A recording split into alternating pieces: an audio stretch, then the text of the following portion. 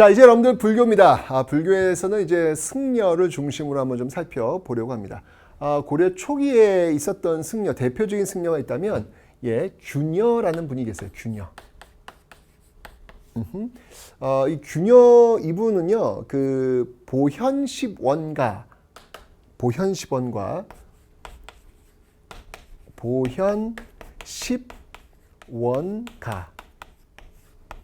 요게 뭐냐면, 요거는 향가예요, 향가.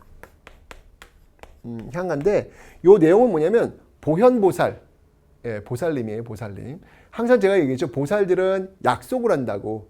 그 약속을 이뤘을 때 부처가 된다고. 관세음 보살은 현세에 살고 있는 모든 사람들의 소원 다 들어준 다음에 부처 되겠다는 약속하잖아요. 보현보살도 마찬가지로 10원, 10개의 어떤 소원, 소원. 보현보살님의 소원을 지금 이야기하는 겁니다.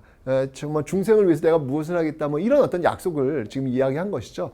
그러니까 이걸 통해 가지고 어떤 그 불교를 좀 많은 사람들한테 알리기 위한 그런 향가로서 바로 이 균여가 이런 저수를 지금 하고 있다라는 거, 그 정도만 일단 기억을 해놓으시면 되겠습니다. 그런데 이 당시 여러분들 불교가 굉장히 흥해요. 이 보현시본가를 냈던 이때 그 시기가 어느 왕 때였냐면, 요거는 이제 향가는 요 뒤쪽으로 갈게요. 왕이 먼저 중요하니까. 요거는 어느 왕 때였냐면, 바로 광종 때입니다. 과거 제시행 알고 있죠? 광종 때. 그래서 요거는 바로 향가다. 향가다. 이렇게 이제 기억을 해놓으시면 되겠습니다. 그런데 이때 여러분들 그 고려가 불교의 국가로서 이렇게 자리 잡을 수 있었던 배경은 뭐냐면, 고려를 세웠던 사람이 불교를 너무 중시 여겨요. 그 사람이 누구냐면 바로 잘 알죠, 여러분? 태조 왕건. 이 태조 왕건이 유언으로까지 남기잖아요. 그게 뭐예요? 후뇨 10조. 이 후뇨 10조에 보면 야, 불교 신경 써 라고 해가지고 뭐라고 남기냐면, 연등회와 팔관회를 중시하라. 연등회와 팔관회를 중시하라. 이거 잘 해라. 이렇게 딱 후손들한테 유언까지 남기고 있단 말이에요. 여러분, 연등회가 뭔지 알죠? 부처님 오신 날 왜 연등 들고 다니잖아요. 그런 거. 그때 이때부터 있었던 거예요. 그리고 이 팔관회는요, 팔관회는 약간 좀 성격이 좀 다른데, 이 팔관회라고 하는 것은 뭐냐면, 이거는 살짝 도교적인 어떤 그 성격도 들어가 있어요. 그러니까 어떤 그 민간신앙을 흡수하고 있는, 그러니까 신들에게 그냥 정말 그 신들에게 보이는 어떤 향연, 축제라고 보시면 돼요. 이것도 어떻게 보면 일종의 불교 행사에 들어올 수 있어요. 왜냐하면 불교라고 하는 게 이게 어떤 그 유일신 사상이 아닙니다, 여러분들. 부처님은 한 명 있다고 생각하지 않죠, 여러분들? 부처님은 많이 계신 거예요. 아미타 부처님도 계시고, 석가모니 부처님도 계시고, 다 각자의 기능마다 다 달라요. 그러니까 유일신이 아니에요, 기독교처럼. 그러니까 이 불교는 민간신앙, 산신들도, 이게 여러분 왜 그 사찰에 가면 산신각이라고 있잖아요. 부처님 아니잖아. 그럼에도 불구하고 사찰에 들어온다고요. 이렇게 여러 신들을 다 포용할 수 있는 어떤 그런 모습들이 바로 불교인데, 바로 그런 신들에게 이제 제사도 지내고 축제도 하는 그런 게 바로 이제 팔관회가 되는 겁니다. 이건 정말 국가적 행사예요. 어마어마한 그런 행사가 되는데, 이런 걸 통해 가지고 이제 불교라든지 이런 것들이 이제 굉장히 흥하게 되는 어떤 그런 모습들을 보이고 있는데, 여기에 제동, 브레이크를 삐 걸었던 인물이 등장하고 있습니다. 그 인물이 누구냐면 바로 쭈쭈쭈쭈. 여러분들 바로 성종 때.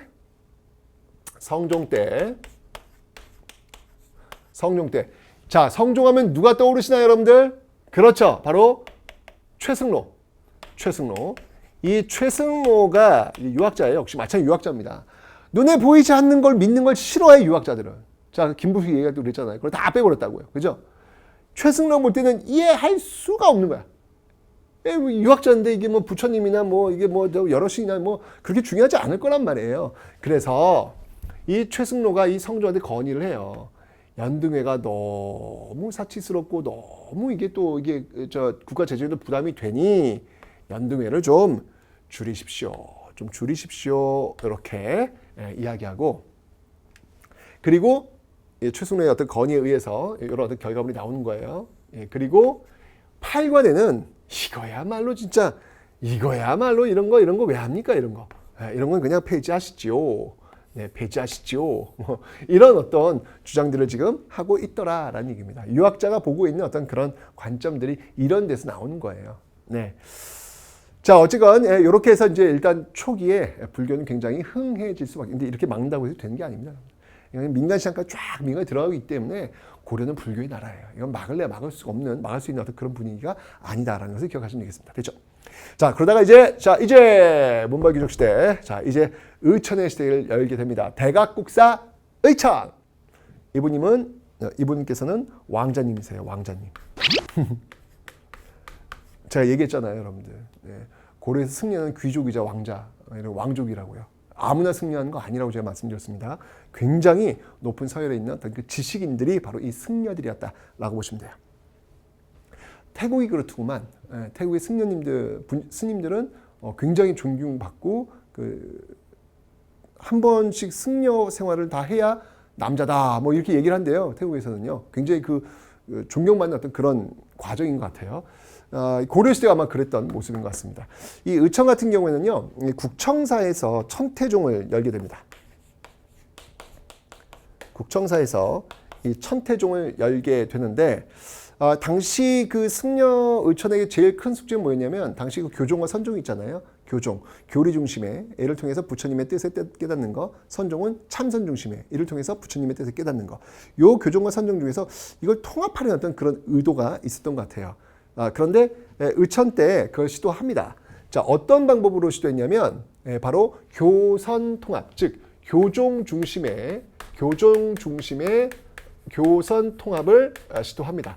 자, 그 방법이 뭐였냐면 바로 교관겸수라는 거예요.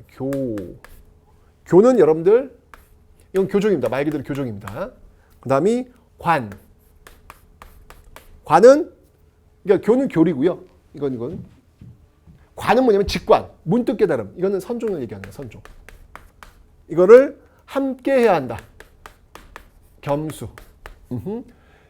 교관 겸수, 함께 수행해야 된다. 라는 어떤 그 교선 통합을 강조하는데, 보시면 알겠지만 여러분들 어쨌건 교종이 먼저 와 있어요. 그래서 이 교선 통합이라고 하는 것은 바로 교종 중심의 교선 통합이다라고 하는 것을 일단 기억을 좀 해 놓으시면 되겠습니다. 그래서 이 의천이 왕자 출신이다 보니까 합쳐! 그러니까 힘이 있잖아. 그래서 합쳐져요. 그런데 의천이 돌아가시니까 다시 또 이게 흩어집니다. 그러니까 물리적인 통합, 화학적 통합은 아니고요. 물리적 통합의 어떤 그 모습들이 있었다라는 것을 봐주시면 되겠습니다. 됐죠? 자, 그런데 이 의천 같은 경우는 이런 것들뿐만 아니라 또 굉장히 많은 저술에도 관여를 하게 됩니다. 이때 이제 그 대장경 뭐 이런 것들을 정리했던 게 있는데요. 그게 바로 교장이라는 게 있어요. 교장. 그러니까 그 앞에 초조 대장경의 그 계보를 잇고 있는 그런 교장이 있었다라는 거 기억. 그 나중에 이제 여러분들 또 팔만 대장경 나오겠죠. 그래서 초조 대장경, 교장, 팔만 대장경 이런 어떤 계보를 일단 기억을 좀 해놓으시면 되고요. 그 다음에 이제 또 여러분들 이 의천은요, 굉장히 좀 이렇게 실용적인 것도 굉장히 강조했던 인물이에요. 그래서 이 화폐의 어떤 유통을 또 강조했던 그런 인물이기도 합니다. 그렇죠? 이 의천이 문종의 아들이고요. 그리고 숙종의 동생이에요. 숙종 때 그러면 해동통보 화폐 나오잖아요. 그죠? 뭐 그런 것들과 지금 연결이 되고 있다라고 하는 거, 요것도 하나 기억을 좀 해 놓으시면 되겠습니다. 됐죠? 그래서 이렇게. 의천, 대각국사 의천 기억하시면 되겠습니다. 됐죠?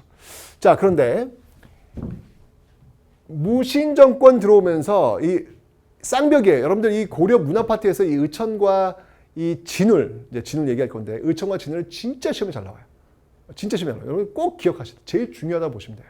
문화파트 제일 중요한 거. 의천과 진울입니다. 자, 이제 보조국사 진울 이야기를 좀 한번 해보도록 하겠습니다. 자, 이 조계종을 이끌었던 그런 인물인데요. 이 진울과도 마찬가지로 숙제가 뭐였냐면 지금 흩어져 있는 교종과 선종을 하나로 이제 묶어내는 역할인데, 어떤 방법을 선호했느냐? 진울은요, 선종 중심의 선교 통합입니다. 네, 선종 중심의 선교 통합을 이야기하고 있더라라는 이야기죠. 자, 그래서 어떤 방식으로 했냐면요. 자, 요거는 바로 선정에 이른다. 이건 이제 선종이네, 선종. 그죠?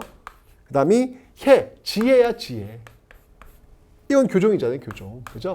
그래서 선종과 교종을 정해, 쌍수, 같이 수행해야 된다. 이거 사실 똑같은 말이에요. 앞에 그 의천의 그 교관 겸수와 이 진울의 정해 쌍수는 같은 말이에요. 다만 무엇을 위주로 통합하느냐, 그 차이예요. 여기는 선종 중심의 통합에 그 차이가 좀 있다라고 보시면 되는 겁니다.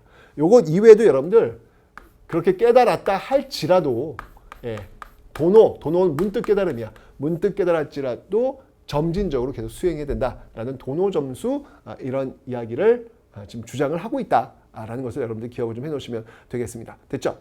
그리고 이 진울은요, 이런 어떤 정해쌍수 도노 점수를 시행하는 그 방법으로서 뭘 주장하냐면 스터디를 주장합니다. 스터디. 우리 함께 공부해라는 스터디를 주장합니다. 그 당시 그 스터디를 뭐라 하면 결사라는 결사의 방법. 그러니까 결사는 뭐냐면 같이 모여서 같이 수행하고 같이 참선하자는 이야기예요. 이런 결사를 이끌었던 그 곳이 어디였냐면 수선사입니다. 수선사. 그래서 수선사 결사다라고 이야기하는데 이 수선사가 지금의 어디냐면 송광사예요. 송광사. 그래서 수선사 결사를 또 이끌었던 인물이 바로 보조국사 진울이다라는 것을 여러분들 좀 하나 기억하시면 되겠습니다. 정말 이 의천과 진울은요, 반드시 시험에 나온다고 보시면 돼요. 너무 중요하니까 꼭 기억을 좀 해놓으시면 되고요.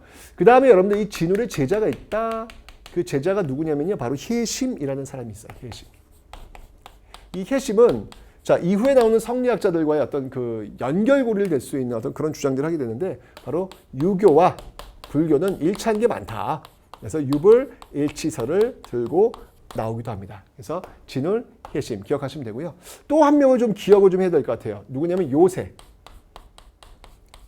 그러니까 진울과 혜심이 선종 승려라면 요새는 교종 승려예요. 교종 쪽입니다. 그래서 법 이거 중요시하죠. 법화신앙을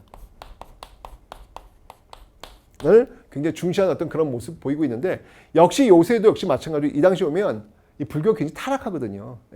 교종이건 선종이 타락한단 말이에요. 그래서 하나가 되자. 그러려면은 같이 모여서 수련을 쌓아야 된다. 라고 해서 이제 뭘 들고 나오냐면 바로 백년결사. 여기도 마찬가지로 백년결사. 아까 이 진울은 수선사 결사였죠. 여기는 백년결사. 백년사에서 주도하는 백년결사.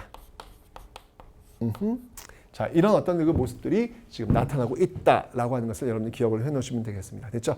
그래서 여러분들 의천, 진울, 요새, 의천, 진울, 특히 의천, 진울 정말 시험에 잘 나오는 승려들이니까 반드시 여러분들 좀 기억을 해놓으시면 되겠습니다. 자, 이렇게 해서 그러니까 그 앞에 있었던 통일신라 불교의 화두가 불교의 대중화라면, 이 시대의 화두는 뭐냐면 교종과 선종의 통합이었다는 이야기죠. 진울 같은 경우는 이 선교 통합 성공해요. 화학적 결합이었죠. 그래서 화학적 결합에 의해서 결국 성공하는 모습 보이고 있는데, 바로 어떤 그 시대의 화두가 무엇이었느냐, 나뉘어져 있는 것들을 하나로 뭉친 것, 이것이 바로 이 고려 불교의 숙제였구나라는 것을 여러분들 기억하시면 되겠습니다. 자, 이제 마지막으로 여러분들 풍수지리 한번 보겠습니다. 어느 지역에 가야 잘 살까? 이거 굉장히 중요하죠. 특히 여러분들 이 고려를 세운 사람들은 호족들의 어떤 든든한 사상적 기반이 되었던 게 선종과 풍수지리라고 제가 설명드렸잖아요. 그렇게 세운 나라가 고려예요. 당연히 풍수지리 중요할 수밖에 없습니다. 이 서경길지설, 이건 여러분들 아까 이야기했던 그 왕건의 후뇨 10조에서도 등장을 하고 있습니다. 후뇨 10조에서도 아주 서경을 중시하라 라고 해서 나온 게 뭐냐면 바로 북진정책이에요. 북진정책. 그죠? 북진정책을 통해서 청천강과 영흥만까지 영토를 확장했던 그런 모습들을 확인하고 있고요. 그리고 실제로 여기에 특수행정구역으로서 3경을 설정을 해요. 3경. 이 3경 중에 하나가 어디였냐면 개경은 당연히 들어가고요. 그 다음이 서경 들어가고요. 그 다음이 동경. 이 동경은 나중에 이제 남경으로 바뀔 겁니다. 남경. 동경은 어디냐면은 바로 경주예요. 경주. 남경은 이제 서울입니다. 지금의 서울. 이런 식으로 바뀔 텐데, 어쨌건 삼경이 지금 서경이 이렇게 지금 들어가 있다라고 하는 사실. 그만큼 이 평양을 굉장히 중요하게 여기고 있다. 이게 바로 이제 풍수지리의 영향을 받은 그런 모습들이다라는 것이죠.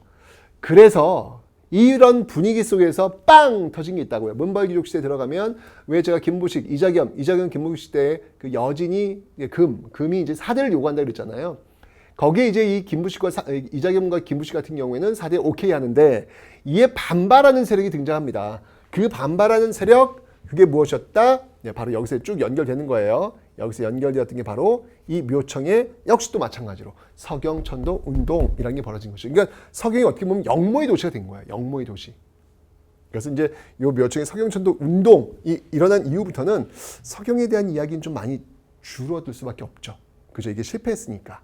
그래서 이제 어느 도시가 굉장히 또 중요한 그런 썰로 대두가 되냐면 앞에서 여러분 살짝 봤어요. 바로 남경길지설이라는 게 대두가 돼요. 남경은 여러분 서울이라고 했죠. 지금의 서울이에요. 남경길지설. 남경길지설이 대두가 되었고 이런 것들이 계속 영향을 받아가지고요. 쭉 영향을 받아가지고 어디까지 여러분들? 네, 쭉 영향을 받아가지고 네네네네 쭉 와서 고려 말.